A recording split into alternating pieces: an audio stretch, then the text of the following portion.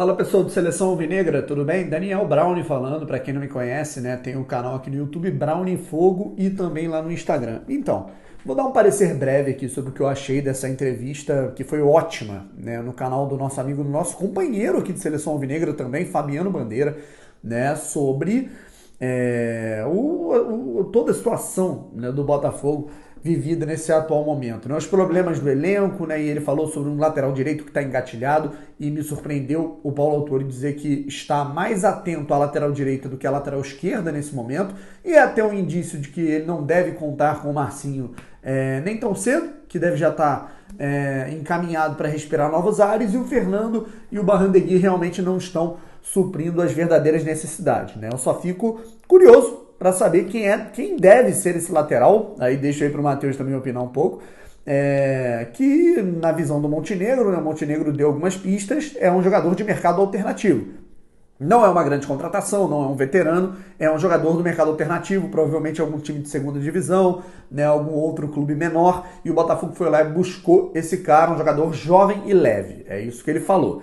Né? Então é bom o Botafogo, além desse papo de grandes contratações, estar atento a essas situações aí de mercado alternativo que possam suprir os problemas aí do elenco, né, que realmente está um pouco desequilibrado. Outra situação que eu achei legal, né, foi a situação do Yaya Touré. Né? O Montenegro ele falou que entre o Obimikel e o Yaya, se ele tivesse que negociar, ele negociaria com o Marfinense, com o Touré. E eu concordo com ele, né? Para os termos de visibilidade, para a torcida abraçar mais, ele usou esse termo, para o que o Botafogo ele pode ter em retorno de visibilidade, marketing, embora o Obimikel seja um bom jogador, o nome do Yaya é muito importante. O Yaya é uma lenda, ele chegaria aqui no Brasil e deitaria com a bola que ele joga. Ele falou, né, que os dois ligam para ele, isso é muito interessante, né, dizendo que os dois deles estão muito afim de jogar no Botafogo e os dois entram recorrentemente em contato com os dirigentes do Botafogo, né, até que ponto isso acontece, né, vamos esperar para ver, mas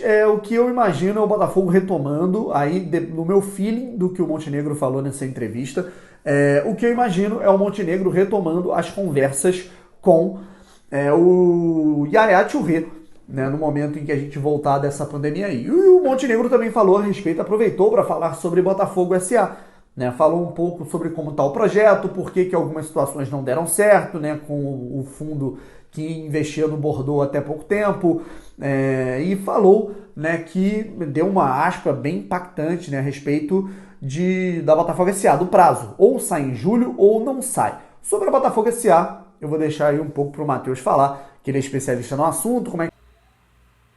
Fala galera do Seleção Alvinegra, meu nome é Matheus Medeiros do canal Info Botafogo, e aproveitando aqui o belo passe do Brownie Fogo, né, Daniel Brownie, vamos falar aqui de Botafogo SA. No Seleção Alvinegra é assim, cada um tem sua especialidade. O Brownie já deu as opiniões dele aí sobre as contratações de lateral direito. Quem será o lateral direito que vai vir pro Botafogo, hein? Quem será que está engatilhado? Deixe nos seus comentários aí. Galera, você que está chegando aqui agora, inscreva-se aqui no canal do Info Botafogo. Deixa aí já a sua curtida também, ative as notificações para você sempre receber aí no teu celular quando a gente subir aqui um vídeo para vocês. Vamos lá, Botafogo SA, a live ontem do Montenegro foi importantíssima para esclarecer alguns detalhes no canal do Fabiano Bandeira, outro aqui do Seleção Alvinegra, né? Uma seleção realmente.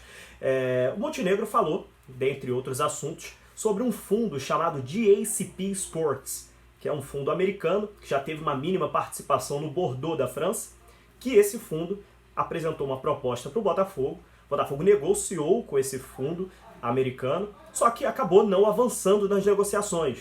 E a gente vai debater aqui o porquê disso. Por que o Botafogo está recusando proposta de fundos, né, dos fundos que estão se interessando pela Botafogo SA. A gente vai esclarecer alguns detalhes aqui para vocês.